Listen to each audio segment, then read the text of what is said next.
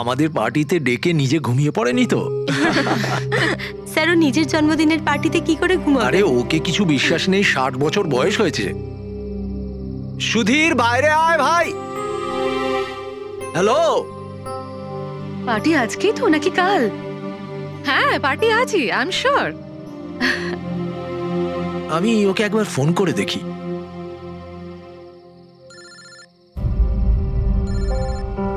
ভেতর থেকেই তো রিং শোনা যাচ্ছে, তাহলে কেউ গেট খুলছে না কেন? তাহলে ভিতর থেকে কেউ দরজা কেন খুলছে না?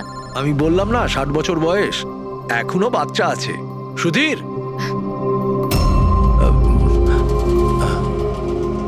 পিছনে জানলার দিকে গিয়ে দেখি। হ্যাঁ হ্যাঁ স্যার, চলুন চলুন ওদিকে।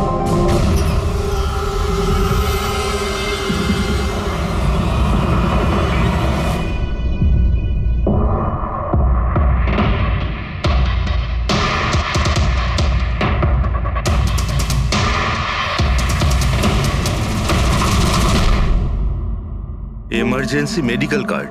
এনার আমন্ড আর শেলফিশে অ্যালার্জি আছে।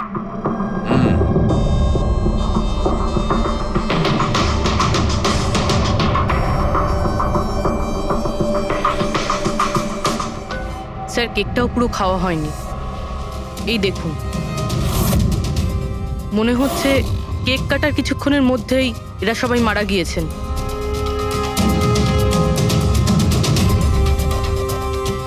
হাতাহাতির কোনো চিহ্নই নেই, সোজা গুলি করেছে।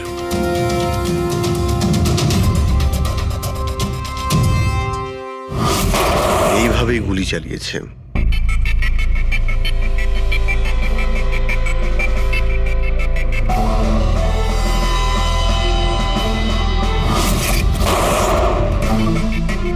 আরেকটা লাশ কোথায়? ভেতরে আছে স্যার।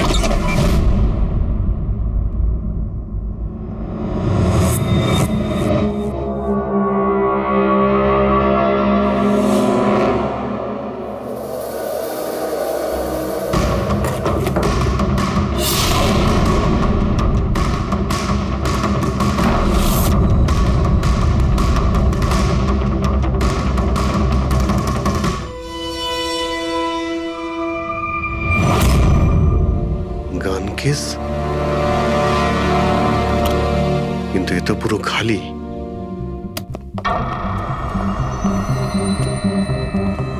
তবে স্যার, এই ঘটনা ঘটেছে কতক্ষণ হয়েছে? এই 4 জনের মৃত্যুই কালকে দুপুর 2টো থেকে 4টের মধ্যে হয়েছে। এরা কে কিছু জানতে পারলে? হ্যাঁ স্যার, উনি সুধীর বাবু, আর কে উইপস ইন্ডাস্ট্রির চেয়ারম্যান। ওর বড় ছেলে নীল, আর এ ওর ছোট ছেলে রিতেশ। আর ভিতরে যে আছে সে সুধীর বাবুর স্ত্রী মায়া। স্যার, নীল আর রিতেশ দুজনেই আর কে উইভস কোম্পানির বোর্ড মেম্বার ছিল, কিন্তু কোম্পানির অবস্থা খুবই খারাপ ছিল, বন্ধ হওয়ার জোগাড়। প্রচুর ধার বাকি হয়ে গেছিল, আর বাজারের ধারও মেটাতে পারছিল না, সমস্যা বেড়েই চলেছিল। তাহলে এখানে সেলিব্রেশন কি জন্য হচ্ছিল? স্যার, সুধীর বাবুর 60তম জন্মদিন ছিল। বার্থডে সেলিব্রেট করছিল। তাহলে নিশ্চয়ই আরো অনেকে এসেছিল। অফিসের কিছু লোক এসেছিল স্যার, আর ওদেরকে জিজ্ঞাসাবাদ করে ছেড়ে দিয়েছি। এরা সবাই এখানে একসাথে থাকতো কি? না না স্যার, এখানে তো শুধু সুধীরবাবু আর মায়া থাকতেন। সুধীরবাবু নীল আর রিতেশের জন্য আলাদা আলাদা বাংলো কিনে রেখেছিলেন, এরা দুজন ওখানেই থাকতো। আজকে তারা বাবার জন্মদিন পালন করতে এসেছিল। স্যার, সন্ধেবেলায় অনেক বড় একটা পার্টি হওয়ার কথা ছিল, কেক কাটার কিছুক্ষণের মধ্যেই সবাই মারা যায়। পার্টি প্ল্যান যারা করেছিল সেই টিমটা এসেছিল, কিন্তু কেউ দরজা খোলেনি দেখে চলে গিয়েছিল। বস, আমার মনে হচ্ছে না যে কেউ বাইরে থেকে এসেছিল। যা কিছু ঘটেছে এই 4 জনের মধ্যেই ঘটেছে। কিন্তু বাড়িতে তো কোনো চাকর অবশ্যই থাকবে। আছে তো, চাকর আছে তো, কিন্তু তারা গ্রামে গেছে। সুধীরবাবু শুধু আজকের জন্য একজন সার্ভেন্ট হায়ার করেছিলেন, সে কাল সকালে কাজ করে গেছিল, আর পার্টি শেষ হওয়ার পরে আজকে এসে পরিষ্কার করার কথা ছিল। পার্টি শেষ হওয়ার আগেই সবকিছু শেষ হয়ে গেছে। মনে তো হচ্ছে এটা মার্ডারই। সরি ডক্টর সালুকে, আমার এটা মনে হচ্ছে যে এই 4 জন ছাড়াও এখানে আরো একজন ছিল, যে বাইরে থেকে ভেতরে এসেছিল। একটু মন দিয়ে দেখো, এখানে কোনো হাতাহাতির কোনো চিহ্ন নেই, আর প্রত্যেকটা জিনিস নিজের জায়গাতেই আছে। এটা মনে হচ্ছে যে কেউ কেকের মধ্যে কিছু মিশিয়ে দিয়েছিল, যেটা খেয়ে এরা 4 জনই অজ্ঞান হয়ে গেছিল। তারপরে ওই 5 নম্বর লোকটা বাড়ির মধ্যে ঢুকলো, এসে সবাইকে গুলি করে দিল। এটা বস 100% মার্ডার।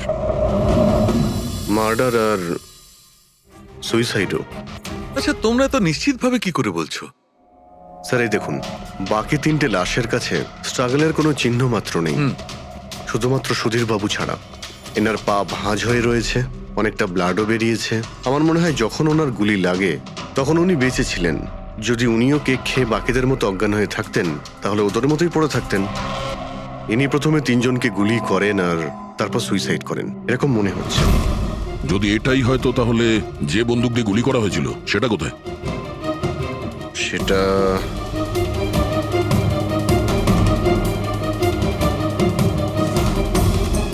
এইখানে গুলি লেগেছিল মানে মাথাতে।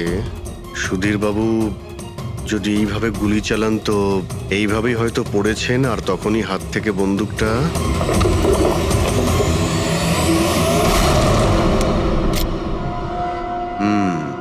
এই হলো বন্দুক।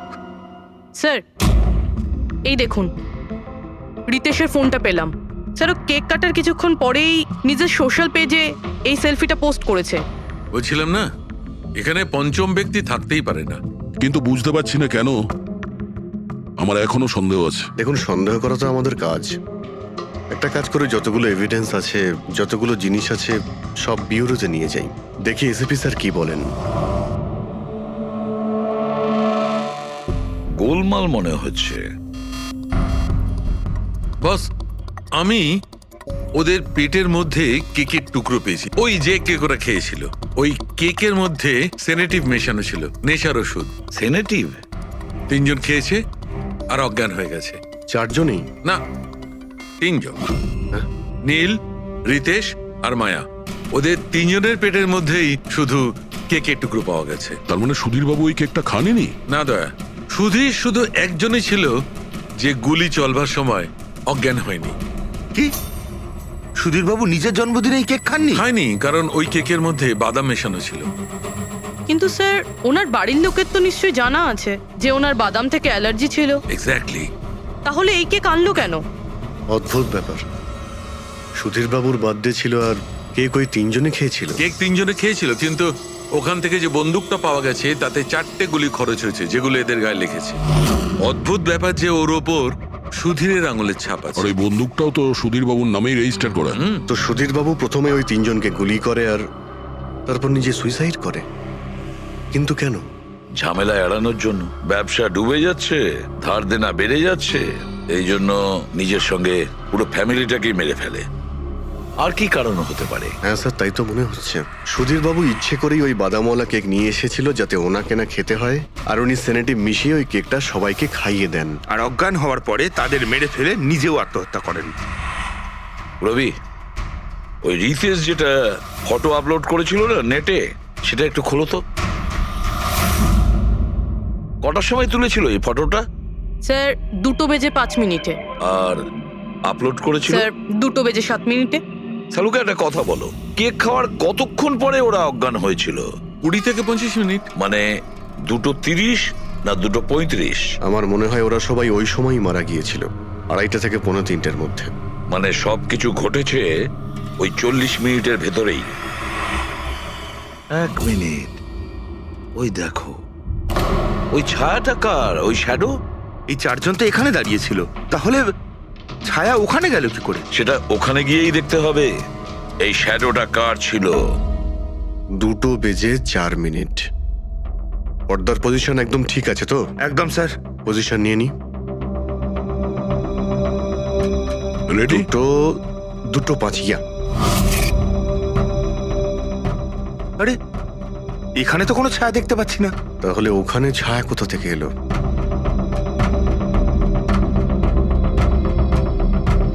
রোদটা এই দিক থেকেই আসছে। পুরবি, তুমি ওইখানটা গিয়ে দাঁড়াও তো। ইয়া, ব্যাস।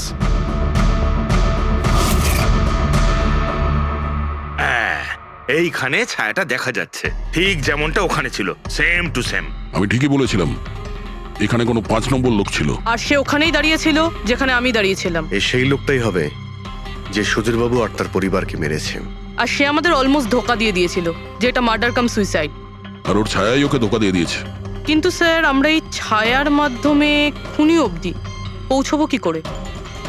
খুনির মেন টার্গেট ছিল সুধীরবাবু, আর সে ওই সময় ওখানেই দাঁড়িয়েছিল। নিশ্চয়ই চেনা জানাই কেউ হবে। কারেক্ট। খোঁজ নিয়ে দেখো সুধীরবাবু পার্টিতে কাদের কাদের ডেকেছিলেন।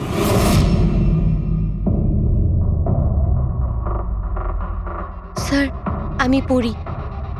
তুমি সুধীরের এক্সিকিউটিভ অ্যাসিস্ট্যান্ট? হ্যাঁ। স্যার আমি Jahnavi. Marketing head. Yes sir. হ্যাঁ স্যার, আমি জগন্নাথ, আমি কোম্পানির লয়ার। আর সুধীর বাবুর পার্সোনাল লয়ারও।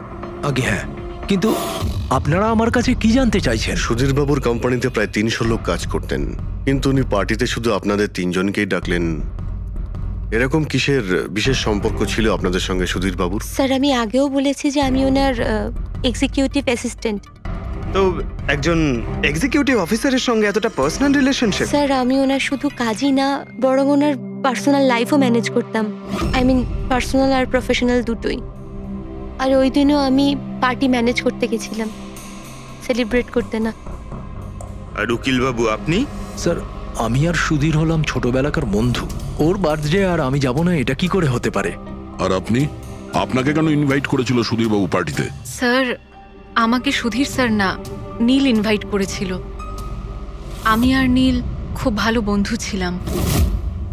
I see. তো আপনি ওনার পুরো শিডিউল ম্যানেজ করতেন। তো এই বার্থডে পার্টির দিন কেউ কি আসার কথা ছিল? কোনো মিটিং রেখেছিলেন আপনারা? স্যার ওই দিন ব্যাংক হলিডে ছিল, তার জন্য কোনো মিটিং বা অ্যাপয়েন্টমেন্ট ছিল না। আর ওনার বার্থডে ছিল, তাই উনি পুরো দিন ওনার ফ্যামিলির সাথেই কাটাতে চাইতেন। দুপুর 2টো থেকে 3টের মধ্যে আপনারা কোথায় ছিলেন? স্যার আমি তো আমার বাড়িতেই ছিলাম, ভ্লগ বানাচ্ছিলাম। ব্লগ? Video blog. আমার একটা ইন্টারনেট চ্যানেল আছে যেখানে আমি ভিডিও বানিয়ে আপলোড করি। স্যার আমি বাড়িতে ঘুমোচ্ছিলাম, আমার শরীরটা ঠিক ছিল না। স্যার আমি আমার ফ্যামিলির সাথে ফিল্ম দেখতে গিয়েছিলাম। আচ্ছা, কিছুদিনের মধ্যে সুধীরবাবুর ব্যবহারে কোনো পরিবর্তন দেখেছিলেন আপনারা? হ্যাঁ স্যার, আমি একটা জিনিস নোটিস করেছিলাম। স্যার আজ থেকে ঠিক 1 মাস আগে আমাদের মিটিং চলছিল।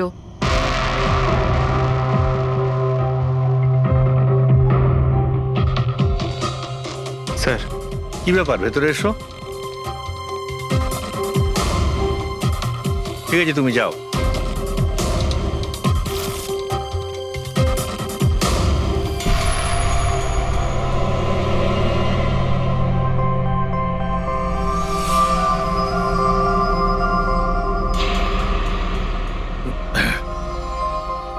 Sorry gentleman, meeting is over.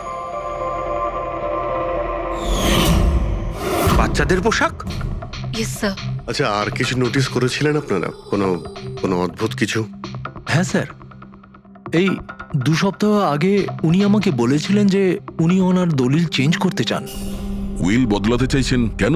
জানি না স্যার, ওনার দলিলে 3 জন মানুষের নাম ছিল, একজন ওনার স্ত্রী মায়া আর 2 জন ওনার ছেলে।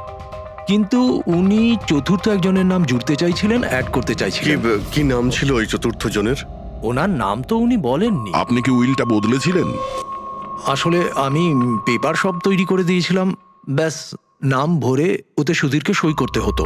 জানি না কি হলো, হঠাৎ নিজের বার্থডের কিছুদিন আগে ও আমাকে বলল যে দলিল বদলাতে চায় না, ওই পুরনো দলিলটাই থাকবে। ঠিক আছে, এই চতুর্থ ব্যক্তি আবার কোথা থেকে এলো যার নাম সুধীরবাবু নিজের উইলে ইনক্লুড করতে চেয়েছিলেন? সুধীর যে মৃত্যুর এই চতুর্থ জনের সঙ্গে কোনো কানেকশন থাকতে পারে। আমার তো এটাই কিছুতে মাথায় ঢুকছে না। বাচ্চাদের পোশাক কেউ কাউকে কেন পাঠাতে যাবে? বাচ্চাদের জামা কাপড় পাঠানো হয়েছিল, তাহলে ওই এনভেলপটা কোথায় গেল? সুধীর বাবুর রুমটা তো আমরা ভালো করে চেক করেছি, ওখানে তো কিছুই পাইনি আমরা। বাড়িতে নয় তো অফিসে?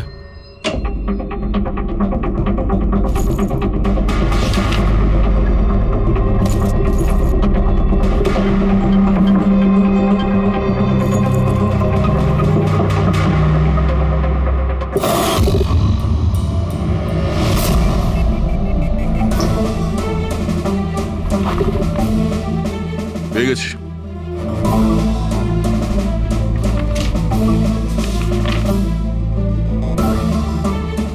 আরে এতে তো দেখছি কোনো পোস্টাল স্ট্যাম্প বা যে পাঠিয়েছে তার নামই নেই। তাহলে পার্সেল এখানে পৌঁছলো কি করে? মনে হচ্ছে এই এনভেলপটা সোজা কেউ কোম্পানির পোস্ট বক্সে ঢেলে দিয়েছিল।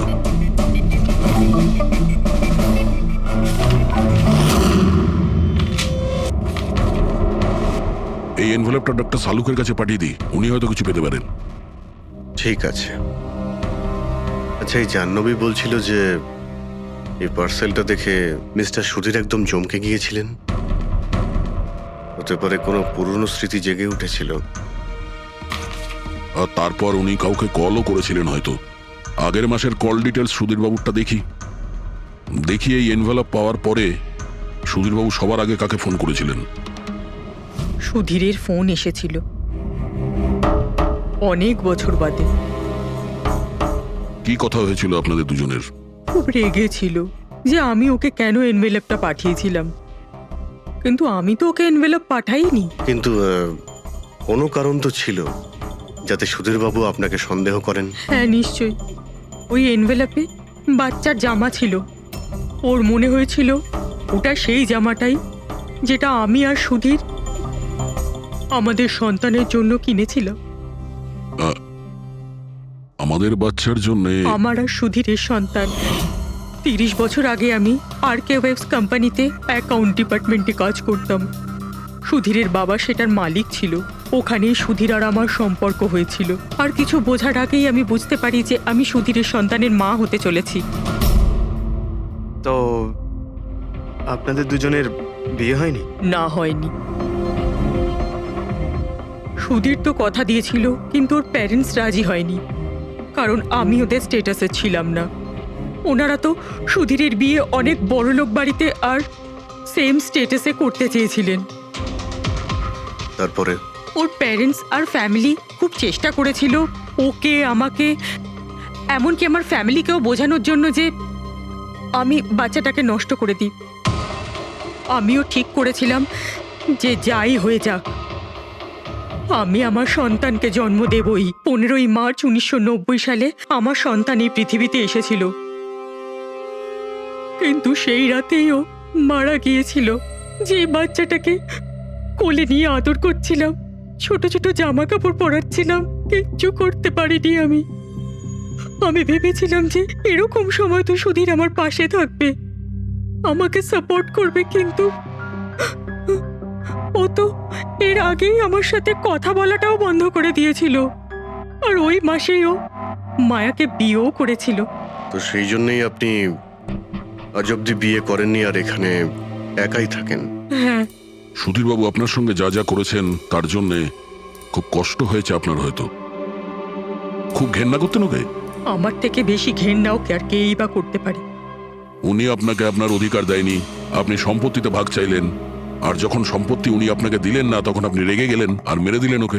আমি ওকে মারিনি, আর আমি ওকে কেন মারবো? আমি তো চেয়েছিলাম যে ও বেঁচে থাকুক আর সারা জীবন কষ্ট পাক। যেদিন সুধীরবাবু মারা যান সেদিন দুপুরবেলা আপনি কোথায় ছিলেন? আমি বাড়িতেই ছিলাম। আপনার কাছে কোনো উইটনেস বা প্রমাণ আছে? কোনো প্রমাণ নেই। হ্যালো, হ্যাঁ স্যার। ওকে স্যার, হ্যাঁ এখানেই আছেন, আমি বলে দিচ্ছি। হ্যাঁ, ইয়েস স্যার। স্যার সালুমকে স্যার ফরেন্সিকে ডাকছেন তাড়াতাড়ি। বলছিলেন যে ওই এনভেলপটাকে যখন আমি ভালো করে পরীক্ষা করলাম তাতে কোনো ফিঙ্গারপ্রিন্ট তো পাইনি, কিন্তু ওই এনভেলপ থেকে আমি ডিএনএর জন্য স্যাম্পল পেয়ে গেছি। যে ওই চিঠিটা পাঠিয়েছে সে মনে হয় মুখ দিয়ে থুতু সাহায্যে ওটাকে সেঁটে দিয়েছে। আর এইভাবে ওই এনভেলপ থেকে আমি স্যালাইভা স্যাম্পল পেয়ে গেছি, যার থেকে ডিএনএ টেস্ট করতে পারবো। কিন্তু ডক্টর, ডিএনএ টেস্টিং এতে তো 4 থেকে 6 সপ্তাহ লাগবে। হ্যাঁ, আর আমি 5 দিনের জন্য যাচ্ছি দিল্লি এক কনফারেন্সে, কিন্তু তার আগে আমি কিছু প্রাইমারি টেস্ট করিয়ে নিয়েছি। তো স্যার আপনি এই টেস্ট থেকে কি পেলেন? এই টেস্ট থেকে আমি জানতে পেরেছি যে এটা যার ডিএনএ হোক না কেন তার ডিএনএ সুধীরবাবুর ডিএনএ এর সঙ্গে ম্যাচ করছে। কি? তার মানে এই যে, তার মানে হচ্ছে এইটা যে এই চিঠিটা পাঠিয়েছে সেটা সুধীরবাবুর কোনো রক্তের সম্পর্কের লোক। তার মানে সুধীরেরই নিজের কেউ সুধীরকে ব্ল্যাকমেল করছে, কিন্তু কে কে হতে পারে? স্যার অদিতির পেটে যে বাচ্চাটা ছিল সেটা তো মরা অবস্থায় জন্মেছিল। হ্যাঁ, আর রইল বাকি সুধীর বাবুর 2 ছেলে নীল আর রিতেশ। ওরা দুজন আবার সুধীর বাবু আর অদিতির গোপন রহস্যটা জেনে ফেলেনি তো? হতে পারে তার জন্যই ব্ল্যাকমেল করছিলেন, বাচ্চাগুলোর পোশাক পাঠিয়ে। আচ্ছা স্যার, ওই যে বাচ্চাদের পোশাক পেয়েছিলাম, ওগুলো কি সত্যি পুরনো নাকি ময়লা টয়লা করে পুরনো দেখানোর চেষ্টা করা হয়েছে? আমি ওগুলোকে স্পেশালাইজড ল্যাবে পাঠিয়ে দিয়েছি চেক করার জন্য, তাড়াতাড়ি জানা যাবে। আচ্ছা, পুরবি সুধীর বাবুর ছেলের ব্যাপারে কি জানতে পেরেছো? কি করতো ও? স্যার 1 বছর আগে সুধীর বাবু নিজের কোম্পানিতে নিজের ছেলেদেরকেই বোর্ড মেম্বার বানিয়েছিলেন, আর তারপর থেকেই কোম্পানি লসে যেতে শুরু করলো। ওরা কোম্পানির টাকা নিয়ে নিজেরাই নয়ছয় করতো, দামি দামি গাড়ি, প্রচুর শখ মেটাতো, সবকিছু করতো, শুধু কাজ বাদ দিয়ে। কিন্তু স্যার সুধীরবাবু তার ছেলেদের খুব ভালোবাসতেন, দুজনের জন্য আলাদা আলাদা বাংলো। আচ্ছা, এটা নয় তো যে ওদের দুজনের মধ্যেই কেউ ওই এনভেলপটা লেটার বক্সে ফেলেছিল? কিন্তু একটা কথা কিছুতেই মাথায় ঢুকছে না, এই ব্ল্যাকমেলিং কেন? আরে ভাই, টাকার জন্য। কোম্পানি ডুবে যাচ্ছিল। কারেক্ট। কোম্পানি কাঙাল হওয়ার আগে যা কিছু গুছিয়ে নিতে পারো গুছিয়ে নাও। যদি সুধীর বাবুর 2 ছেলে তাদের বাবাকে টাকার জন্য ব্ল্যাকমেল করে থাকে, তাহলে নিশ্চয়ই ওনার ব্যাংকের অ্যাকাউন্টে নিশ্চয়ই টাকা এসে থাকবে, খুব বড় রকমের ফিগার। একটা কাজ করো, এই দুজনের পার্সোনাল অ্যাকাউন্ট, কোম্পানি অ্যাকাউন্ট সব চেক করো, দেখো কোনো বড় অ্যামাউন্ট এসেছিল কিনা। স্যার স্যার কিছু পেয়েছি স্যার। আরকে ভিপস ইন্ডাস্ট্রি থেকে কোটি টাকা ট্রান্সফার হয়েছে স্যার। কার অ্যাকাউন্টে ট্রান্সফার হয়েছে? 1 মিনিট দেখছি। এগুলো রিতেশ আর নীলের অ্যাকাউন্টই হবে? না স্যার, প্রাইভেট অ্যাকাউন্ট, রেচেলের নামে। কোন টাকা? আপনারা কি নিয়ে কথা বলছেন? আমি কিচ্ছু জানি না। কোন টাকা? সেই টাকাটা যেটা আরকে ভিপস এর অ্যাকাউন্ট থেকে তোমার অ্যাকাউন্টে ট্রান্সফার হয়েছে। এবার কিছু মনে পড়েছে? ওটা তো আমার স্যালারি, আমি ওখানে কাজ করতাম। স্যালারি? 11 কোটি স্যালারি? হ্যাঁ, তাও আবার 2 সপ্তাহের। ওই হিসাবে তো তোমার মান্থলি স্যালারি 22 কোটি টাকা হবে। কি কাজ কি করো তুমি? ব্ল্যাকমেলিং এর কাজ। তুমি আর রিতেশ দুজন মিলে সুধীর বাবুকে ব্ল্যাকমেল করছিলে। দেখো রিচেল, আমরা খুব ভালো করেই জানি যে তুমি আরকে কোম্পানিতে একদিনের জন্যও কাজ করনি।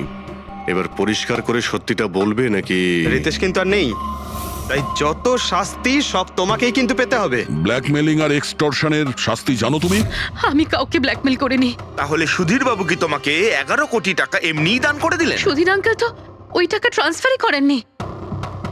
তাহলে কে করেছিল? আমার বয়ফ্রেন্ড রিতেশ।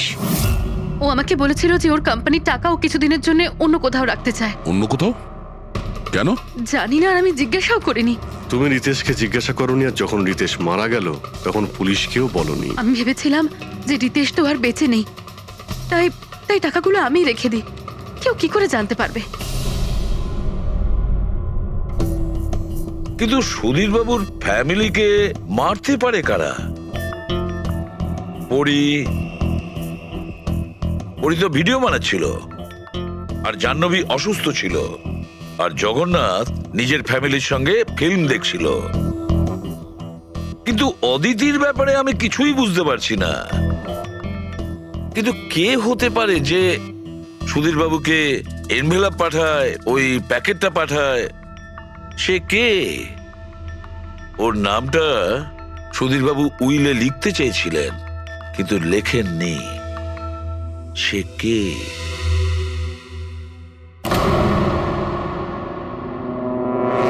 প্রেমের দ্বিতীয় কেকটা কোথা থেকে আসলো? হ্যাঁ স্যার, এখানে দুটো কেক। সেটাই তো, যখন বার্থডে ছিল সুধীর বাবু তার নিজের ফ্যামিলির সঙ্গে, ছোট কেকটা কেন কাটতে যাবে যেখানে এত বড় কেকটা রয়েছে এর সামনে? স্যার, যাতে ও রাতে পার্টিতে বড় কেক খেতে পারে। আরে ভাই, সুধীরবাবু কি 18 বছরের বাচ্চা ছিল নাকি যে নিজের বার্থডেতে দুটো কেকের অর্ডার দেবে? স্যার, হতে পারে এই কেকটা ওনাকে কেউ গিফট করেছে, এই বাদামওয়ালা কেক। সেটা তো বক্সে নিয়ে আসবে, আর তার উপরে কেক শপের নামটাও লেখা থাকবে। না স্যার, ওখানে তো আমরা কোনো বক্স পাইনি। ছিল না? হতে পারে কেউ এই কেকটা বাড়িতে বানিয়েছে, সেই জন্যই আমরা ওখানে বক্স পাইনি। কিন্তু এই আমন্ড দেওয়া কেক পাঠালোটাকে? স্যার, হ্যাঁ স্যার, আমি জাহ্নবীর সোশ্যাল প্রোফাইল চেক করছিলাম। স্যার, এখানে ওর অনেক ছবি আছে যেখানে ও কেক আর পেস্ট্রি বেক করছিল। বেকিং ও খুব পছন্দ করে। হ্যাঁ, আমি বেকিং পছন্দ করি, তাতে কি? তো কিছু না, তুমি বাদামওয়ালা কেক বানিয়েছিলে না সুধীর বাবুর জন্য? আমি যখন জানি যে ওনার বাদামে অ্যালার্জি, তাহলে আমি ওনার জন্য বাদাম কেক কেন বানাবো? কারণ তুমি চাইছিলে যে উনি কেকটা না খান, যদি খেতে অজ্ঞান হয়ে যেত না। আর তুমি চাইতে যখন তুমি ওকে মারবে তখন যেন ওর জ্ঞান থাকে, কষ্ট পায় তোমার সামনে, প্রাণ ভিক্ষা করে, তাই না? আরে আমি সুধীর আঙ্কেলকে কেন মারবো? তুমি কেকের মধ্যে সেনেটিভ মেশাওনি রিতেশ, নীল আর মায়াকে মারার জন্য? আপনারা এইসব কি বলছেন বলুন তো? ব্যাস ব্যাস, অনেক হয়েছে। তুমি বলেছিলে না যে ওই দিন তুমি অসুস্থ ছিলে আর বাড়িতেই ছিলে? কোথাও তুমি যাওনি। তুমি পার্টিতে কিভাবে গিয়েছিলে কিনা পার্টিতে? আমি সত্যি 2-3টে পর্যন্ত ঘুমিয়েছিলাম। তারপর ঘুম থেকে ওঠার পর আমার মনে হলো যে আমি একটু বেটার ফিল করছি, আর তাই আমি পার্টিতে চলে যাই। এতে আমার কি অন্যায়? তুমি যদি রাত 2টো থেকে 3টে অবধি সত্যিই ঘুমিয়েছিলে, তাহলে 2:30টার সময় যখন সুধীর বাবু মারা যান তখন তোমার মোবাইল ওনার ঘরের সামনে গেল কি করে? দেখো জাহ্নবী, মিথ্যে বলে কোনো লাভ নেই। আমরা তোমার মোবাইলের রেকর্ড চেক করে দেখেছি। যে সময় সুধীর বাবু মারা যান সেই সময় তোমার ফোনের লোকেশন ওনার বাড়ির কাছেই ছিল। এবার সত্যি বলবে নাকি আরো টাইম ওয়েস্ট করতে চাও? আমি আর নীল একে অপরকে ভালোবাসতাম। আমরা ভেবেছিলাম যে নীলের বাবার বার্থডে আমাদের কাছে একটা ভালো সুযোগ ছিল ওনাকে আমাদের ব্যাপারটা বলার, আর সেই জন্যই আমি ওখানে যাই। ওখানে গিয়ে নীলকে অনেকবার কল করি, প্রায় 1 ঘন্টা ওখানে ছিলাম আমি, কিন্তু নীলের কোনো কল আসেনি। আমি ভেবেছিলাম নীল হয়তো সময় পাচ্ছে না আমাকে কল করার। মিথ্যে কথা।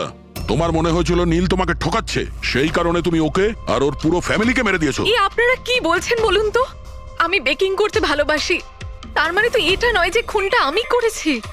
ইন্টারনেটে রেসিপি দেখে তো যে কেউ কেক বানিয়ে ফেলতে পারে।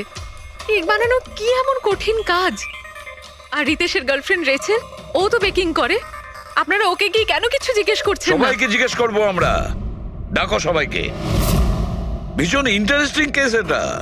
এরকম খুব কম হয় যে এতজনের কাছে একটা লোকের প্রাণ নেওয়ার জন্য সুযোগও আছে আর মোটিভও আছে। আপনারা আবার? আরে স্যার, আমি কেন মারবো ওনাকে? আপনি নীলকে বিয়ে করতে চেয়েছিলেন, ওর ফ্যামিলির লোকেরা রাজি হয়নি। এ তো খুব বড় একটা কারণ খুন করার। আর সুধীর বাবুর ফ্যামিলির জন্য আত্মমর্যাদা, সোশ্যাল স্ট্যাটাস অনেক গুরুত্বপূর্ণ ব্যাপার ছিল। এর সবচেয়ে বড় এক্সাম্পল অদিতি দেবী। আর সুধীর বাবু এই নিজের সম্পত্তি আর স্ট্যাটাসের জন্য আপনার জীবন নষ্ট করে দিয়েছেন। তাহলে আপনার থেকে বেশি ঘৃণা আর কে করতে পারে? আমার কাছে পয়সার কোনো মূল্য নেই, আর না কোনো বিষয়ে রিগ্রেট। আফসোস তো তোমার হওয়ার কথা রাচেল। এখানে তো 5,000 টাকার জন্য মানুষ মানুষকে খুন করে, আর তুমি তো বসে বসে 11 কোটি টাকা পেয়েছো। আর আপনি? আপনার হাতে তো সুধীর বাবু তার লাইফের রিমোট কন্ট্রোল দিয়ে দিয়েছিল। আপনি সবই জানতেন ওনার ব্যাপারে। এটাও জানতেন যে উনি ওনার গানটা কোথায় রাখেন। দেখুন, আপনাদের যা ইচ্ছে বলতে পারেন। আমি আপনাকে আগেও বলেছিলাম যে আমি সেদিন ঘরে ভিডিও ব্লগ বানাচ্ছিলাম। চাইলে আমার ফোনও চেক করতে পারেন। হ্যাঁ হ্যাঁ, নিশ্চয়ই। ওই দেখি, জানা তো যাবে কিভাবে ভিডিও ব্লগ বানানো যায়।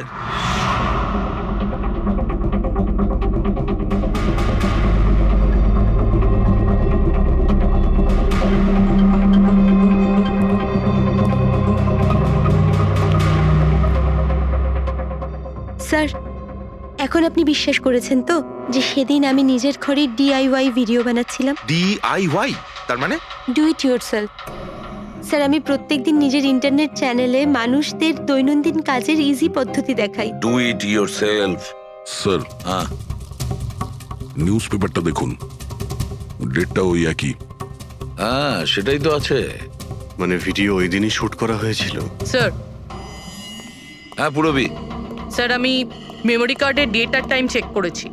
এই ভিডিওটা ওই দিনই তৈরি করেছিল, 2টো থেকে 4টের মধ্যে। আচ্ছা, আর স্যার, পরীর মোবাইল লোকেশন ক্রস চেক করেছিলাম আমরা, তাতে দেখলাম ও সেদিন বাড়িতেই ছিল। পুরবি একটা কাজ করো, এই 4 জন লেডিসকে আলাদা ঘরে বসাও। স্যার, হুম, চলো।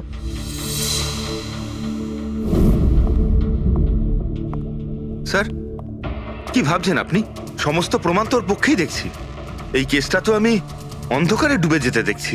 ঠিক একটা কথা তো পরিষ্কার, যখন অন্ধকার হয় তখন কোনো ছায়া পড়ে না, কিন্তু আমার মনে হয় এই পুরো কেসটাই ছায়ারই খেলা। সানডাইল জানো তো? সানডাইল এই জিনিসটা আসলে সূর্যের আলো কোন দিকে যায় সেই অনুযায়ী টাইমটা দেখায়। হ্যাঁ, সানডাইল এমন একটা জিনিস যেটা থেকে আমরা আকাশের সূর্যের পজিশনটা বুঝতে পারি, যেটা থেকে আমরা সময়টা আন্দাজ করতে পারি। এবার দেখো, আমাদের পৃথিবী ঘুরতে থাকে আর সেই জন্য সূর্যের অ্যাঙ্গেলটাও বদলে যায়, যেটার কারণে সানডাইলে ছায়ার পজিশনটা বদলাতে থাকে। এটা তো মাথায় ঢুকে গেছে স্যার, কিন্তু এটার এই কেসটার সাথে কি সম্পর্ক বলুন এর তো? সঙ্গে সম্পর্ক আছে ফেডরিক। পরি, এই পুরো প্রমাণগুলোই আমরা পরীর কাছ থেকে কালেক্ট করেছি।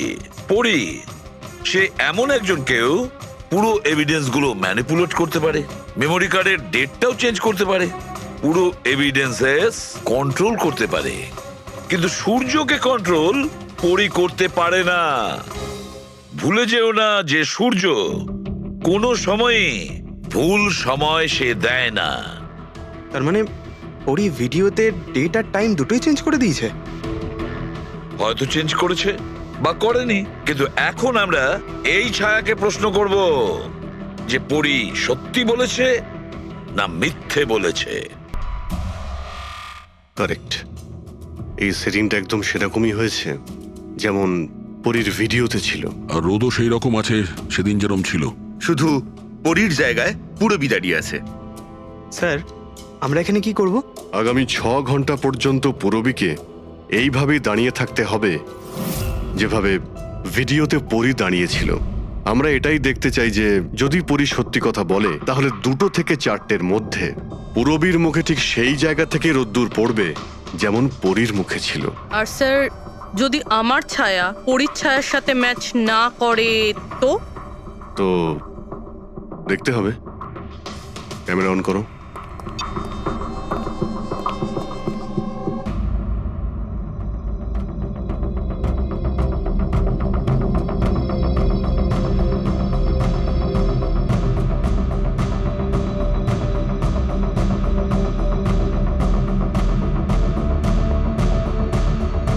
চলো, গুড। ওকে পুরবী, রিল্যাক্স। আচ্ছা, কি আছে এই ভিডিওতে? আরে দেখতে দাও ভাই।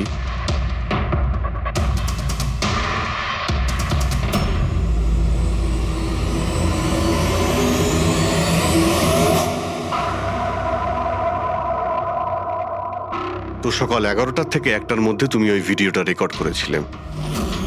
আর তুমি খুব চালাকির সাথে ভিডিও ডেট আর টাইম চেঞ্জ করে দিয়েছো। মেমোরি কার্ডের ডেট আর টাইম বদলে দিয়েছিলে, নিজের মোবাইল ফোনটা বাড়িতে রেখে দিয়েছিলে যাতে আমরা ওখানকার লোকেশন পাই। তুমি কি মনে করেছিলে এসব করার ফলে আমরা বোকা হয়ে যাব? হ্যাঁ, না তুমি আমাদেরকে বোকা বানাতে পারলে, না আকাশে ওঠা সূর্যকে। তোমার ভিডিওতে রোডের ডিরেকশন দেখে স্পষ্টই বোঝা যাচ্ছে ওই ভিডিওটা 11টা থেকে 1টার মধ্যে শুট করা হয়েছে। চেষ্টাটা ভালোই করেছিলেন, কিন্তু রিসার্চ ওয়ার্কটা একটু দরকার ছিল। পরি, তোমার ব্যাপারে আমরা সবকিছু জেনে গেছি। পড়ি, আমাদের হয়তো ম্যাক্সিমাম 4 সপ্তাহ সময় লাগবে তোমার ডিএনএ টেস্ট করে এটা প্রমাণ করতে যে তুমি সুধীর বাবুর মেয়ে, কিন্তু তাতে সত্যিটা বদলে যাবে না।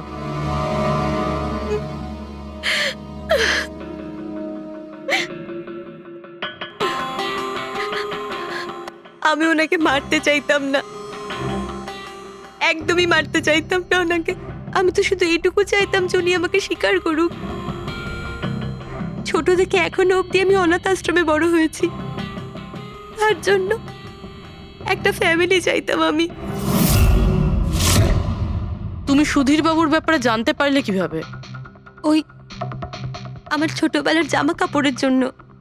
ওই জামা কাপড়ে হসপিটালের কার্ড ছিল, উনি ওটা বের করতে ভুলে গেছিলেন। ওই কার্ডে বাবার নাম্বারও ছিল। তারপর আমি বাবাকে অনেক খুঁজলাম, তখন শেষ পর্যন্ত ওনার কোম্পানির কথা জানতে পারলাম। কিন্তু তুমি ওনার কোম্পানি কেন জয়েন করলে? তুমি চাইলে সুধীরবাবুকে অন্য জায়গাতেও কথাটা বলতে পারতে যে তুমি ওনার মেয়ে। কিন্তু আগে আমি ওনার সাথে দেখা করতে চাইতাম, চিনতে চাইতাম ওনাকে। তারপর আস্তে আস্তে জানতে পারলাম যে উনি খারাপ মানুষ নন, মনের দিক থেকে খুবই বড়।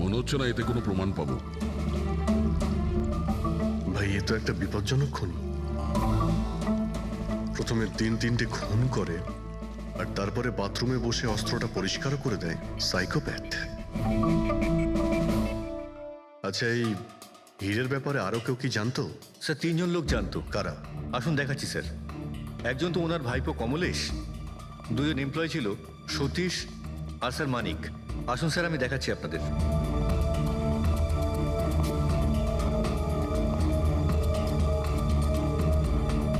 স্যার ইনি হলেন সেট ভাইয়ের ভাইপো কমলেশ। হ্যাঁ, আমি কমলেশ। ওনারা আমার কাকু কাকিমা ছিলেন। আর এ হলো মানিক আর ও সতীশ। হ্যাঁ স্যার, ওই হিরে পলিশ করার কাজ আমাকে আর মানিক স্যারকে দিয়েছিল। আর স্যার আমার 10 কোটি টাকার হিরে নিয়ে চলে গেল। আমি তো বরবাদ হয়ে গেলাম। কোথা থেকে আমি ফেরত পাবো বলুন? আপনি হয়তো ভুলে যাচ্ছেন 3-3টে খুন হয়েছে এখানে। ওনাদের জীবন হীরের থেকে অনেক বেশি মূল্যবান, বুঝেছেন আপনি? বাইরে গিয়ে দেখি, হয়তো কেউ কিছু দেখেছে।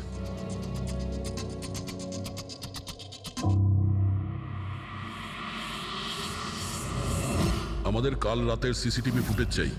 এই ক্যামেরা চলছে তো? হ্যাঁ স্যার, কিন্তু কাল রাত 2 থেকে 3টের মধ্যে কারেন্ট চলে গেছিল। ওই সময়ে কিছু পাইনি স্যার, কিন্তু তার আগে আর পরে সব আছে স্যার। 2 থেকে 3টের সময় কারেন্ট ছিল না হয়তো। কিন্তু কাল রাত 2 থেকে 3টের মধ্যে কারেন্ট চলে গেছিল। ওই সময়ে কিছু পাইনি স্যার, কিন্তু তার আগে আর পরে সব আছে স্যার। 2 থেকে 3টের সময় কারেন্ট ছিল না, হয়তো খুনগুলো ওই সময়ই হয়েছে। আচ্ছা, এই সময় কোনো অচেনা ব্যক্তিকে তোমরা এখানে আসতে বা যেতে দেখেছো? স্যার, রাত 2:30টার সময় শেঠবাবুর প্রতিবেশীর বাড়ি থেকে 4 জন গাড়ি নিয়ে বেরিয়ে গেল স্যার। ওই ফ্ল্যাটটা কার? ওটা প্রেরণা ম্যাডামের স্যার। প্রেরণা ম্যাডাম আর ওনার বাবা মা ওখানেই থাকেন স্যার। গত মাস থেকে ওনার বাবা মা ওনার গ্রামে চলে গেছেন আর ওনার গাড়ি নিয়েই সবাই গেছেন। হ্যাঁ স্যার, ওরা তাড়া করছিলেন, এছাড়া টেনশনও করছিলেন। আমরা বেশি মন দিতে পারিনি, আসলে আমরা কারেন্টের ব্যাপারটা দেখছিলাম।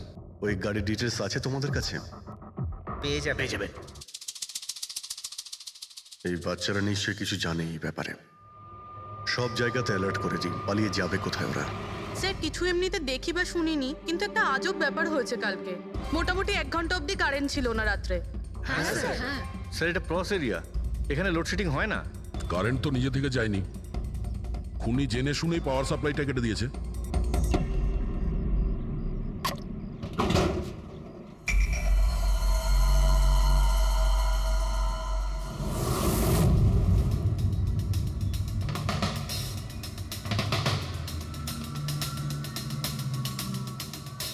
স্যার এই দেখুন, কেউ নাড়াচাড়া তো করেছে। যেই লোকটা এই ওয়্যারটা কেটেছে সে খুব ভালো করেই জানতো এই ওয়্যারটা কাটলে পুরো এরিয়ার কারেন্ট চলে যাবে। আর পুরো সোসাইটিরও। হ্যাঁ। ঠিক আছে, থ্যাংক ইউ। পরিষ্কার, কেউ রাত্রি 2টোর সময় এই জাংশন বক্স থেকে পাওয়ার সাপ্লাই কেটে দিয়েছিল, যাতে সোসাইটির যে সিসিটিভি ক্যামেরাগুলো আছে সেগুলো অফ হয়ে যায়। তারপরে ও কম্পাউন্ডে ঢুকলো আর মিস্টার সিডের ঘরে ঢুকে গেছিল। আর প্রায় 2 থেকে 2:30টার সময় খুনটা করে, হিরেগুলো চুরি করে আর তারপর ওখান থেকে পালিয়ে যায়। আর তারপর 3টের সময় আবার কারেন্ট চলে এলো।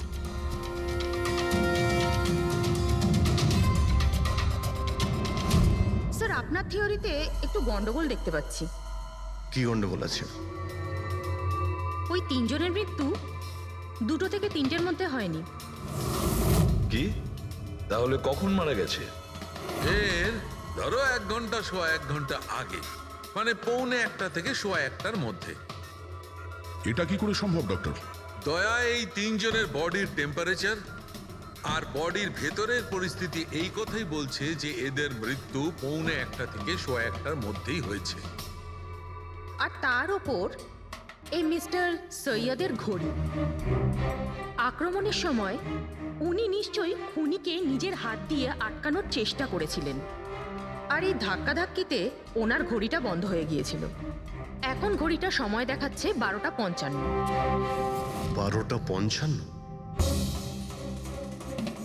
কিন্তু স্যার, যদি খুনগুলো 12টা থেকে 1:45টার মধ্যে হয় তাহলে খুনি হয়তো তার আগেই এসেছিল। কিন্তু বিল্ডিং এর লাইটগুলো তো 2টো পর্যন্ত অন ছিল স্যার, আর সিসিটিভি ক্যামেরাও কাজ করছিল। আর বিল্ডিং এর সিকিউরিটি খুব ভালো স্যার।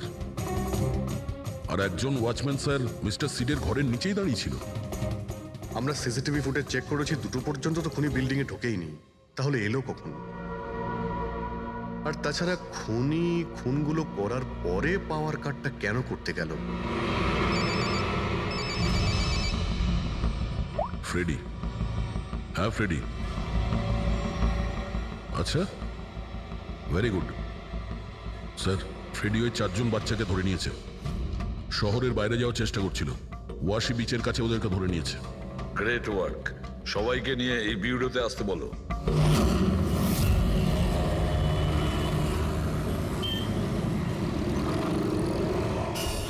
ওরা আমাদের জন্য মরে গেছে।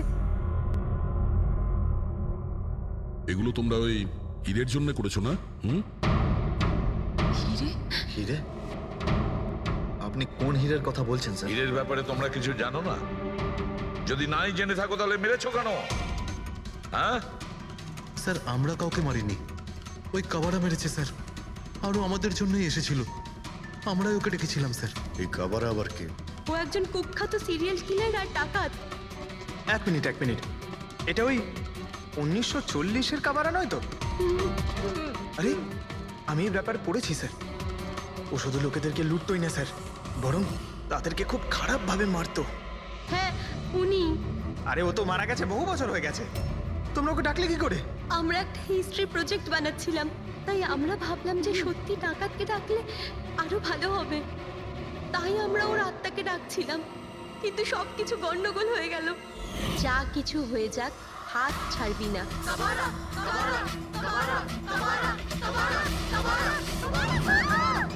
তোরা হাত কেন ছেড়ে দিলি রবি? তোরা জানিস এটা কত ভয়ঙ্কর হতে পারে। Guys, let's just change.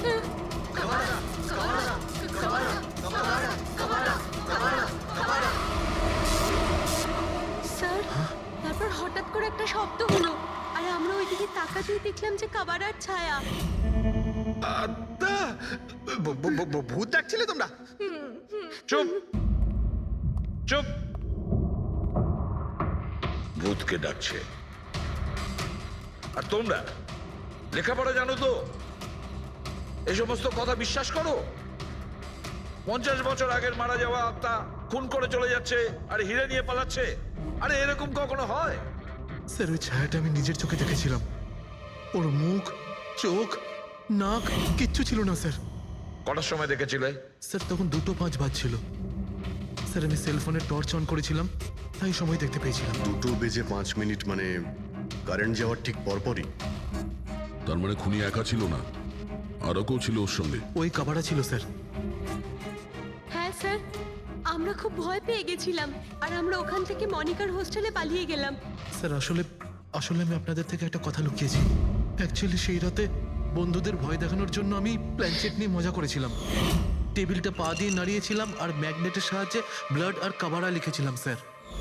Sorry sir, কিন্তু এই ছায়া আর ভয়ঙ্কর মুখটা আমি দেখেছিলাম, ওটা কাবারার আত্মাই ছিল স্যার। একটা কথা মনে রাখবে, এই আত্মা টাত্মা বলে কিছু নেই। পঙ্কজ, এদের সবার বাড়িতে ফোন করো, ডাকো এদের বাড়ির লোককে, বলো এদেরকে নিয়ে যেতে। কেমন? অভিজিৎ, এই ছেলেমেয়েরা তখন নিশ্চয়ই কিছু দেখেছিল, নিশ্চয়ই দেখেছিল। আর যা কিছু দেখেছে সেটা এই 3টে হত্যার সঙ্গে জড়িত। খোঁজ নিয়ে দেখতে হবে কে সেই ছায়ামূর্তি।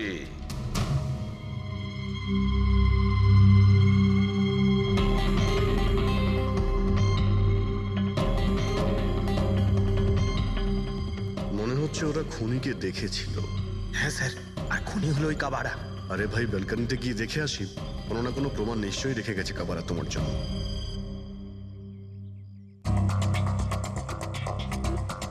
তাহলে এটা পড়ার আওয়াজ শুনেছিল লোকেরা।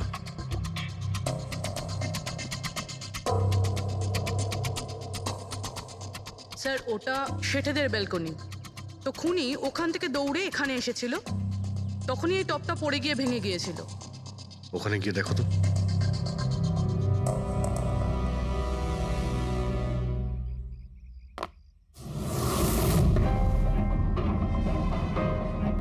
স্যার ছাপটা ক্লিয়ার নয়, তবে মনে হচ্ছে এটা 7 নম্বরের জুতো। পা খুব ছোট, মনে হচ্ছে এর হাইট খুব একটা বেশি হবে না। যতই ও ছোট হোক না কেন ও খুব শক্তিশালী, যেভাবে ও খুন করেছে। তোমার কি মনে হয় পঙ্কজ, কিছু বলবে? এই জুতোর চিহ্ন কোনো মানুষের নাকি আত্মারাও আজকাল জুতো পরা শুরু করে দিয়েছে? না স্যার, আপনি যা বলছেন সেটা ঠিক, কিন্তু ওই নাক কান মুখ ছাড়া ওই ছায়াটা কি ছিল স্যার? এটা আর এমন কি ব্যাপার? তুমি নিজের মুখে এটা লাগিয়ে নাও। এই নাও, এই নাও। না চোখ আছে না নাক আছে, একদম ছায়া। আর অন্ধকার ছিল, তাই ওদেরও মনে হয়েছিল যে খুনি কোনো আত্মা ছিল। এক তো ওরা প্ল্যান চেট করছিল, তার উপরে অন্ধকার হয়ে গিয়েছিল, তাই এরকম ছায়া দেখলে তো ওরা অন্যরকমই কিছু ভাববে, তাই না? একটু ভাবো, আত্মার 10 কোটি টাকার হীরের কি প্রয়োজন? কি করবে ওদিও? এই কাজ কোনো আত্মার নয়, কোনো মানুষের। রাত্রি 12:55 মিস্টার সেঠ আর মিসেস সেঠ আর তাদের চাকর রামু, এই 3 জন খুন হয়ে যায় রাত্রি 2টোর সময়। জংশনের মিটার বক্স থেকেও তার টেনে ছেড়ে। আর রাত্রি 2:05 খুনিকে প্রেরণার ব্যালকনি থেকে পালাতে দেখে আদনান। এক প্রশ্ন এটাই যে স্যার, খুনি বাড়ির ভিতরে ঢুকলো কি করে? আমাদের কাছে রাত্রির 2টো পর্যন্ত সিসিটিভি ফুটেজ আছে স্যার। দুপুরের পরে বাড়ির কাছে কেউ আসেনি, দরজা জানলা সব বন্ধ ছিল, কেউ এন্টার করতেই পারবে না। ব্যাপারটা তো এরকম দাঁড়ালো যে রাত 12:55 খুনি জাদু বলে বাড়িতে প্রকট হয়ে সবাইকে মেরে ফেললো। কি বললে তুমি ফেডরিক? কি বললে? বলিনি তো আমি, মানে ফেডরিক, তুমি একদম ঠিক বলেছো। খুনি এটাই করেছে, একদম ওই কাজটাই করেছে। মানে কাবারার ভূত? চুপ! কাবারার ভূত? আমি এটা বলতে চাইছি যে খুনি ওই খুনের রাতে ও আগে থেকেই উপস্থিত ছিল, বাইরে বেরোয়নি ও। তার মানে বাড়ির ভেতরেরই কোনো লোক? কিন্তু স্যার, বাড়ির তো সবাই মারা গেছে। অন্য কেউ, দয়া, অন্য কেউ ছিল যে খুনের রাতের আগেই রুমে আগের থেকে বসেছিল, বাইরে যায়নি সে। একটা কাজ করি আমরা, সিসিটিভি ফুটেজ চেক করতে হবে, দেখতে হবে খুনের 2-4 দিন আগে কে কে মিস্টার আর মিসেস সেটের ঘরে এসেছিল। দয়া, অভিজিৎ, তোমরা সেটের বাড়িতে যাও আর দেখো কোনো লুকোনোর জায়গা আছে কি না।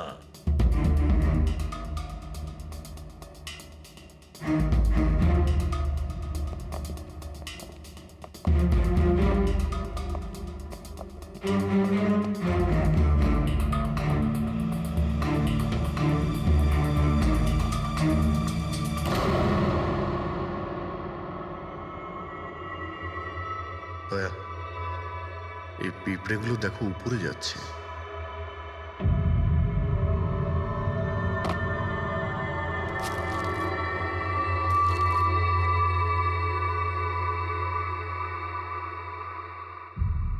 Dry fruits?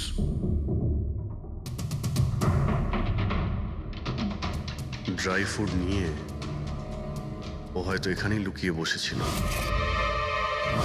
জায়গাটাও ভালো লুকোনোর জন্য, সুযোগের অপেক্ষায় ছিল। কিন্তু এই ঘরের মধ্যে ঢুকলো কবে?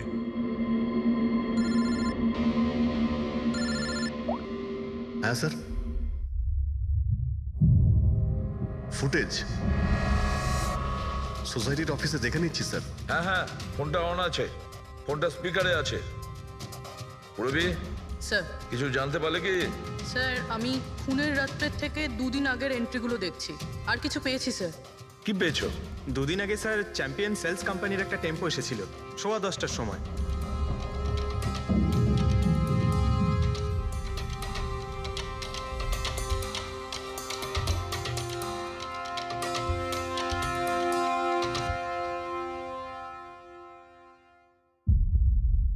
আর স্যার, তার পরের দিন মানে খুন হওয়ার ঠিক 1 দিন আগে চ্যাম্পিয়ন সেলসের টেকনিশিয়ান মিস্টার শেঠের বাড়িতে এসেছিল, 1 ঘন্টা থেকে চলে গিয়েছিল।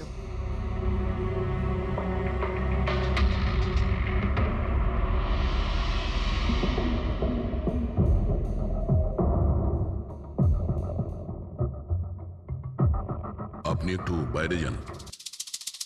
2 জন এসেছিল ফ্রিজ ডেলিভারি করতে, আর দ্বিতীয় লোক হতে পারে ফ্রিজ ইনস্টল করতে, কিন্তু 1 ঘন্টার মধ্যেও বেরিয়ে গেছে।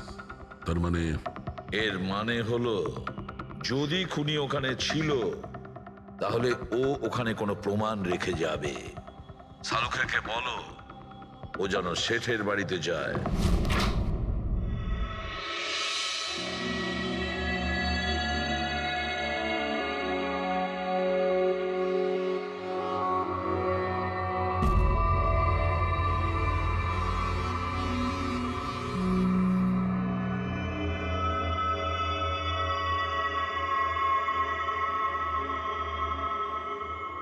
কিছু পাওয়া গেল ডক্টর?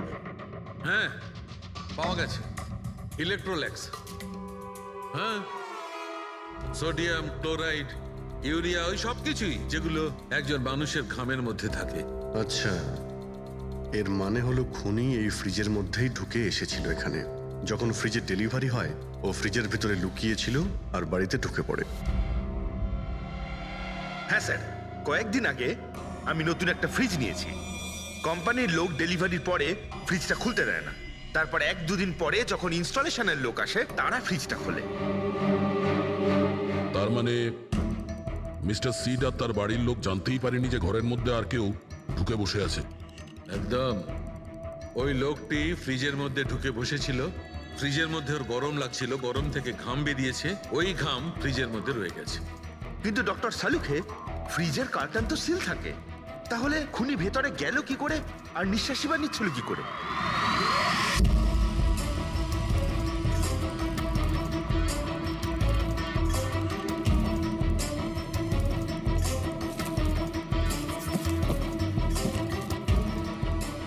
এই দেখো, এখান থেকে শ্বাস নিচ্ছিল। এ তো দেখছি ট্রোজান হর্সের গল্প হয়ে গেল। Trojan horse? সেটা আবার কি? ভাই, বড় একটা কাঠের ঘোড়া, কিন্তু ভিতর থেকে খালি, ফাঁপা। ভিতর থেকে খালি? হ্যাঁ, যার মাধ্যমে গ্রিক সৈনিকেরা ট্রয়ের মধ্যে ঢুকে পড়েছিল। গ্রিক সৈনিকেরা বড় একটা কাঠের ঘোড়া ট্রয়েতে পাঠিয়েছিল, যাতে আগে থেকেই সৈনিকেরা ছিল। ট্রয়ে পৌঁছানোর পরে সৈনিকেরা বাইরে বের হয় আর তারপর ট্রয়ের উপরে আক্রমণ করে। এই খুনিও একই উপায় অবলম্বন করেছিল আর সফলও হয়েছিল।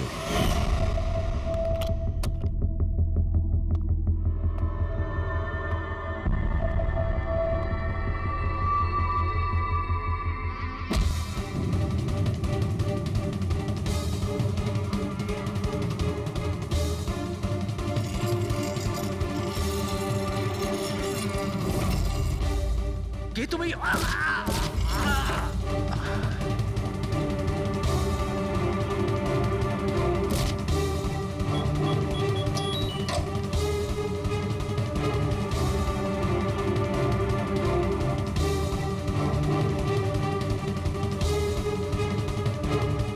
আর পালিয়ে যাওয়ার আগে ও নিজের হাত ধুয়েছিল, অস্ত্রটাও পরিষ্কার করেছিল, আর ঠিক 2টোর সময় ওর যে সঙ্গী নিচে ওয়েট করছিল সে পাওয়ার সুইচ অফ করে দিয়েছিল, আর অন্ধকারের সুযোগ নিয়ে ও এখান থেকে পালিয়ে গেছে। পালাতে গিয়ে ও ওইখানে ওই ব্যালকানিতে যায় যেখানে ও টপটা ফেলে দেয়।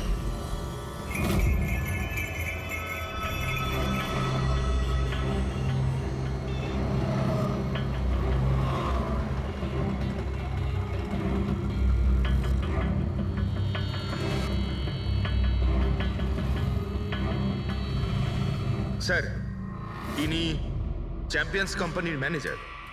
স্যার, আমি রেকর্ডস আবার চেক করেছি। শেঠজি আমাদের বহুদিনের কাস্টমার। আপনি ম্যানেজার? হ্যাঁ। আর তো তোমরা কৈলাস আর মানব, হ্যাঁ, স্যার। তোমরা ফ্রিজ ডেলিভারি করতে এসেছিলে শেঠ সাহেবের বাড়িতে, তাই তো? হ্যাঁ স্যার। আর তুমি রানা, তুমি ফ্রিজ ইনস্টল করেছিলে? হ্যাঁ স্যার। কিন্তু কি হয়েছে স্যার? মিস্টার সেট, ওনার স্ত্রী আর ওনার কাজের লোক খুন হয়েছেন। কোন? কিন্তু স্যার, আমরা তো কিছুই করিনি স্যার। স্যার, আমরা তো অ্যাসাইনমেন্ট পেয়েছিলাম। আমরা গোডাউন থেকে ফ্রিজ তুলেছিলাম আর ওনার বাড়িতে ডেলিভারি দিয়েছিলাম। কিন্তু স্যার, এটা তো আমাদের রোজের কাজ স্যার। হ্যাঁ স্যার, একটা কথা বলার আছে। ওই ফ্রিজটা স্যার একটু বেশি ভারী ছিল, প্রায় 30-35 কিলো বেশি ছিল স্যার। হ্যাঁ স্যার, আমরা এই ব্যাপারটা নিয়ে কথাও বলছিলাম। আমরা ভাবলাম যে কোনো নতুন মডেল হবে। স্যার, আমি এদের লগবুক চেক করেছি। এরা দুজনে 9টার সময় গোডাউনে পৌঁছেছিল, আর 9:30টার সময় টেম্পোতে ফ্রিজটা লোড করেছিল, আর 10:15টার সময় এরা ওই ফ্রিজটাকে মিস্টার সিডের বাড়িতে ডেলিভারি করে ওখান থেকে বেরিয়ে গেছিল। এর মধ্যে তো কেউ ফ্রিজের ভিতরে ঢুকতে পারবে না। যা কিছুই হয়েছে 9:30টার আগেই হয়েছিল স্যার। স্যার, এই খুনি রাত্রেই বোধহয় ফ্রিজের মধ্যে ঢুকে বসেছিল। মিস্টার রানা, আপনি গেছিলেন ওখানে ফ্রিজ ইনস্টল করতে। ফ্রিজের প্যাকিংয়ে আপনার কোনো গন্ডগোল লেগেছিল? মানে এরকম মনে হয়েছিল কি প্যাকিংটাতে কোনো গন্ডগোল আছে? সেরকম কিছু ছিল না স্যার। প্যাকিংটা শুধু ভালো ছিল না, কার্টুন আর ভিতরে থার্মোকল পুরো ভাঙা ছিল, যেন কোনো ইঁদুর কেটেছিল। আমার একটু অদ্ভুত লেগেছিল, তাই গিয়ে ফ্রিজটা চেক করলাম। ফ্রিজ একদম পারফেক্ট ছিল স্যার, ওতে কোনো ড্যামেজ বা ফল্টও ছিল না। তাই আমি ওদেরকে এই কথাগুলো বললাম না, কারণ ওরা ফ্রিজটা ফেরত দিয়ে দিত আর আমাদের কোম্পানির নাম খারাপ হয়ে যেত। থার্মোকল ভেঙে দরজায় হয়তো ঢুকিয়ে দিয়েছিল যাতে ও শ্বাস নিতে পারে। এই ফ্রিজের ওজন 40 কিলোর বেশি ছিল। আর ওই জুতোর ছাপ যেটা পেয়েছি 7 নম্বরের, মানে এটাই বলতে চাইছি এই লোকটা কোনো অ্যাভারেজ হাইটের ফিটের নয়। এই জন্যই তো ফ্রিজের ভেতরেও সেট হয়ে যায়। ম্যানেজার বাবু, হ্যাঁ স্যার। মিস্টার শেঠের বাড়িতে যে ফ্রিজটা পাঠানো হয়েছিল সেম ফ্রিজ এখানে একটা আনান। ঠিক আছে স্যার। গেটুকে ডেকে পাঠাও।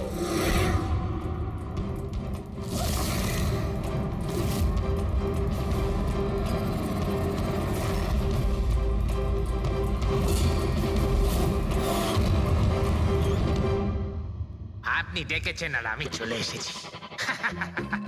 আরে বাহ, কেমন আছো ঘেটু? আরে স্যার, আরে বাবা, কি ব্যাপার, এতদিন বাদে এলে? সব ঠিকঠাক আছে তো? এখনো পর্যন্ত একদম ঠিকঠাক আছি। এখন আপনারা যখন আমাকে সিআইডিতে ডেকেই পাঠিয়েছেন, তাহলে দেখা যাক আমি আপনাদের কি কাজে লাগতে পারি। এবারে মন দিয়ে শুনুন। 3টে খুন হয়েছে আর আমরা সন্দেহ করছি যে খুনি ওই ফ্রিজের ভেতরে বসে লুকিয়ে ঘরের ভেতরে ঢোকে, 3 জনকে খুন করে আর পালিয়ে যায়। এই ফ্রিজটার ভেতরে? হ্যাঁ, এই ফ্রিজটার ভেতরে। আর স্যার? আর তোমাকে হ্যাঁ, ওইভাবেই ফ্রিজের ভেতরে যেতে হবে আর বসতে হবে। স্যার, আমাকে ফ্রিজের ভেতরে যেতে হবে? হ্যাঁ। ওই ফ্রিজের দরজাটা বন্ধ হয়ে যাবে? অবশ্যই।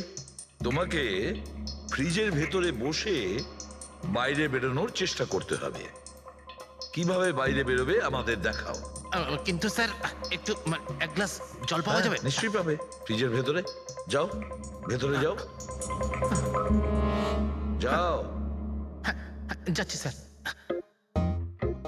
চল কেটু, চলে যা ফাঁসি কাটে। আজকে হয়ে গেছিস তুই বলির পাঠা। যাচ্ছি স্যার।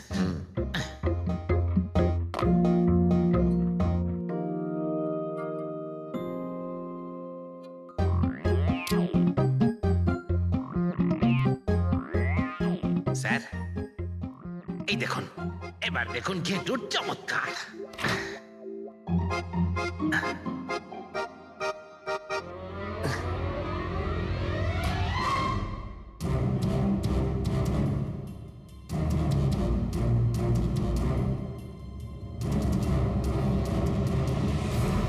ঘেটু, ঘেটু, বাইরে বেরোনোর চেষ্টা করো। স্যার, ভেতর থেকে খুলতে পারছি না, আপনাকে হেল্প করতেই হবে। ঘেটু, ঘেটু, বাইরে বেরোনোর চেষ্টা করো। ছুরি তো তোমার কাছে আছে। ঘেটু, স্যার, স্যার আমাকে বের করো, বের করো ওকে বাইরে। মনে হচ্ছে ওর স্যার, শ্বাসকষ্ট বন্ধ হয়ে যাচ্ছে হচ্ছে। স্যার। আরে বাবারে, দরজা খুলে দিলাম তো। ঘেটু, দরজা খুলে গেছে। ঘেটু, ঘেটু, স্যার, হ্যাঁ? আরে বাবারে, আমার চশমা। হ্যাঁ, ওর চশমাটা দাও। এটি ওকে কফি খাওয়াও, যাও। Thank you. আমারও তো তাই মনে হচ্ছিল, কিছু না কিছু গোলমাল তো নিশ্চয়ই আছে। সেটের বাড়ির ফ্রিজের যে কার্টুনটা আছে সেটা এত শার্প কাটা হয়েছে বাইরে থেকে, ভেতর থেকে এরকম ভাবে কেউ কাটতেই পারে না। নিশ্চয়ই কেউ বাইরে থেকে কেটেছে ওই খুনিকে বাইরে বের করার জন্য। সে যেই হোক না কেন স্যার, সে ফ্রিজের ডেলিভারি হওয়ার পরে বা ফ্রিজার ইনস্টলেশন হওয়ার আগে এর মধ্যেই হয়তো এসেছে। ঘেটু,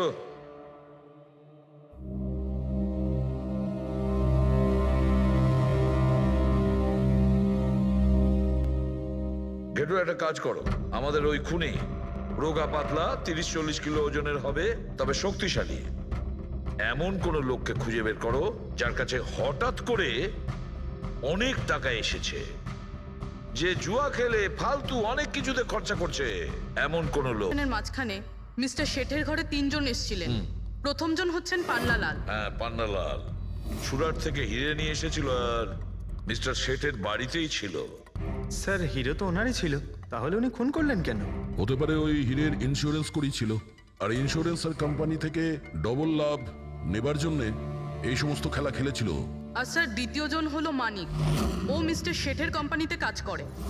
আচ্ছা, এই হীরের পালিশ তো এই করতো না স্যার? হতে পারে ওর হয়তো লোভ জন্মে গিয়েছিল। আর তৃতীয় জন মিস্টার শেঠের ভাইপো কমলেশ। হ্যাঁ স্যার, এই কমলেশ আসলে ওদের ওখানে থাকে না, ওর কোম্পানিতে কাজ করত, কিন্তু হীরের ব্যাপারে কিন্তু ও সবকিছু জানতো। হতে পারে লোভে পড়ে ওদের সবাইকে খুন করে দিয়েছে। ঘেটু। হ্যাঁ বলো ঘেটু, বলো। স্যার একটা লোক আছে ভিক্টর, স্যার ওর চেহারা সেম টু সেম একই রকম যেমনটা আপনারা বলেছিলেন। আর স্যার ও খুব সহজে ফ্রিজের মধ্যে এঁটে যেতে পারে।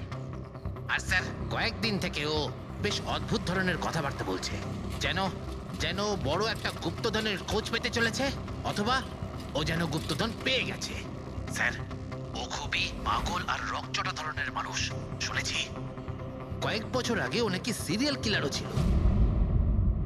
স্যার সব থেকে ইম্পর্টেন্ট কথা যেটা হলো, খুন যদি ভিক্টর করে থাকে তাহলে আমাদের হাতে বেশি সময় নেই স্যার। হয় ও দেশ ছেড়ে দিয়েছে, না হলে দেশ ছাড়ার মতলব ভাবছে। ভিক্টর তো একটা মাধ্যম, ওর পেছনে অন্য কেউ নিশ্চয়ই আছে। এই ভিক্টর দেশ ছেড়ে পালানোর চিন্তা করছে। পালিয়ে যাবে কোথায় স্যার? ওকে পালাতে দিলে তো ওর ফোনের লোকেশন থেকে জানতে পারবো কোথায় লুকিয়ে বসে আছে। অনেক পরিশ্রম করতে হয় সিআইডিতে। আর স্যার স্যার এখানেই কোথাও আছে তাই না? হ্যাঁ ঘেটু, ওর মোবাইলের লোকেশন ওই আশেপাশে কোথাও দেখাচ্ছে। খুন করার পরে ওখানে লুকিয়ে আছো। ঠিক আছে।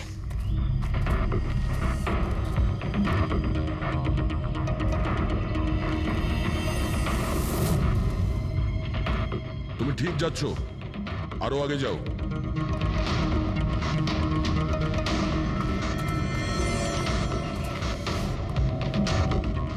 পঙ্কজ স্যার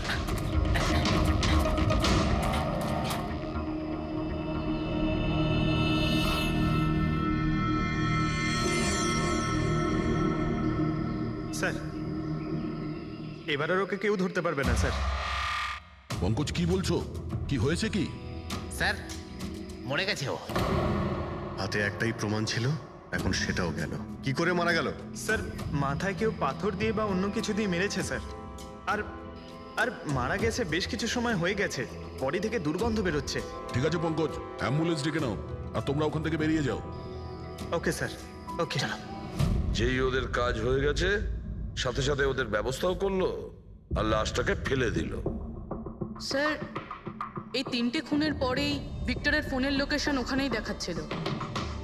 আচ্ছা, তাহলে কে কে খুনটা করতে পারে? পান্নালাল, মানিক না কমলেশ? পান্নালাল, মানিক না হলে কমলেশ। হ্যাঁ সালুকা বলো। আচ্ছা ঠিক আছে, থ্যাংক ইউ। ওই পান্নালাল, মানিক আর কমলেশ, ওই 3 জনকে ফরেন্সিক ল্যাবে ডাকো। আসল অপরাধী কে সেটা জানা গেছে। এই কার্টেনের ভেতরেই ভিক্টরকে ও বাড়িতে পাঠানো হয়েছিল, আর ঘেটুকে ওখানে পাঠিয়ে এটা তো প্রুভ হয়েই গেছে যে ভিক্টর নিজে থেকে বাইরে আসেনি। তো বোঝাই যাচ্ছে নিশ্চয়ই ওকে কেউ সাহায্য করেছিল বাইরে বেরিয়ে আর আসতে। যে ওকে সাহায্য করেছে সে এসবের মাস্টারমাইন্ড, আর সে তোমাদের 3 জনের মধ্যে কেউ একজন। এসব আপনি কি বলছেন স্যার? স্যার আমি কিছু করিনি। আপনারা এরকম কেন বলছেন? হ্যাঁ 1 মিনিট। কেউ এই কার্টেনটাকে খুব ভালোভাবে কেটেছে, ভিক্টরকে বাইরে বার করেছে, তারপর পুনরায় একটা টেপ দিয়ে কার্টুনটাকে আটকে দিয়েছে। কিন্তু এই কার্টুনের টেপটা মারবার সময় ও নিজের আঙুলের ছাপ এই চটচটে জায়গায় রেখে যায়, যেটা এখনো ইনট্যাক্ট আছে। এই টেপটার ওই দিকে। কিন্তু স্যার ফিঙ্গারপ্রিন্টস মিলবে কিভাবে? কার্টুনে তো টেপ লাগানো রয়েছে, আর যদি আমরা টেপটাকে ছিঁড়তে যাই তাহলে তো কার্টুনের কাগজগুলোও ছিঁড়ে যাবে। তুমি চিন্তা করো না পূরবী, ডক্টর সালুকে যখন আমাদের এখানে ডেকেছেন তো কোনো না কোনো রাস্তা তো আছেই ওনার কাছে। আছে তো, রাস্তা আছে। সারিকা, এই হেয়ার ড্রায়ারটা দিয়ে এই হেয়ার ড্রায়ারটাকে আমরা এই টেপটার ওপর ইউজ করব। এই ড্রায়ারের গরম হাওয়াতে এই টেপটার ওপরের অ্যাডহেসিভ আঠাটা একেবারে গলে যাবে।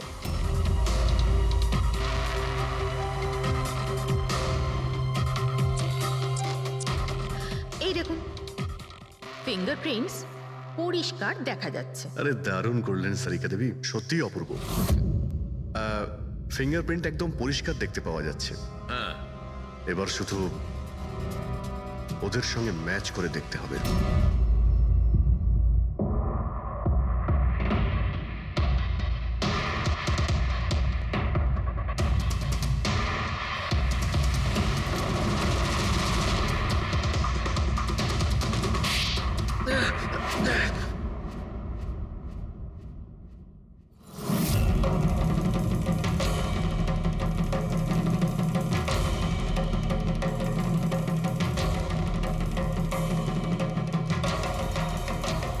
কমলেশ, হ্যাঁ, আমি করেছি। আমি ওই হিরেগুলোর ব্যাপারে জানতাম, আর আমি এটাও জানতাম যে ওরা একটা নতুন ফ্রিজ নিতে চলেছে। আর তখনই আমার মাথায় একটা প্ল্যান এলো। আমি ওই ফ্রিজটাকে ফ্রোজেন হর্সের মতো ইউজ করে ভিক্টরকে ওই বাড়িতে পৌঁছলাম। তারপর আমার হিরের লোভ হয়ে গেছিল। তারপরও রাতে বাড়ি এসে পৌঁছলো। তারপর সুযোগ দেখে আঙ্কেলের ফ্রিজটায় গিয়ে আমি লুকিয়ে গেছিলাম। আর তারপর ডেলিভারির পরে তুমি ওনার বাড়িতে যাও আর ভিক্টরকে ফ্রিজ থেকে বাইরে বের করো। সেই রাতে আমি কাকুর বাড়িতেই লুকিয়েছিলাম।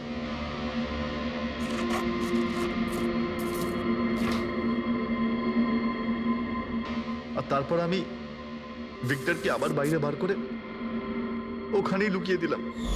প্রায় 1.5 দিন মতো ওখানেই ছিল।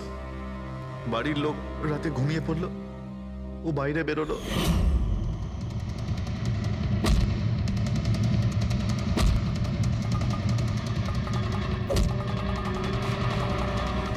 ও সবাইকে মারলো, আর তারপর হিরে চুরি করে আমার জন্য অপেক্ষা করছিল।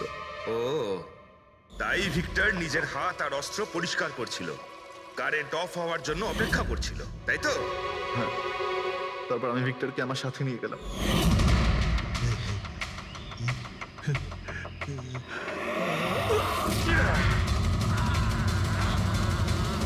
আর মারার পরে ওকে ফেলে দিলাম, যাতে আমার কাছে কেউ পৌঁছতে না পারে। এতটা ভেবেছিলে, এত বড় প্ল্যানিং করলে, কিন্তু তোমার ভাগ্য তোমাকে সাথ দিল না। এটা ভেবে দেখোনি তুমি যেই হও সিআইডিদের হাত থেকে তুমি নিস্তার পাবে না। প্রত্যেক অপরাধী কোনো না কোনো ভুল করেই থাকে। যেমন তুমি নিজের ফিঙ্গারপ্রিন্ট এখানে রেখে গেছো না, ব্যাস ওটাই আমাদের কাছে যথেষ্ট ছিল। 4-4টে খুন করেছো তুমি হিরে পাওয়ার লোভে। এবার নিজের কর্মফল ভোগ করো। কঠোর থেকে কঠোরতম শাস্তি হবে তোমার, হয়তো ফাঁসি।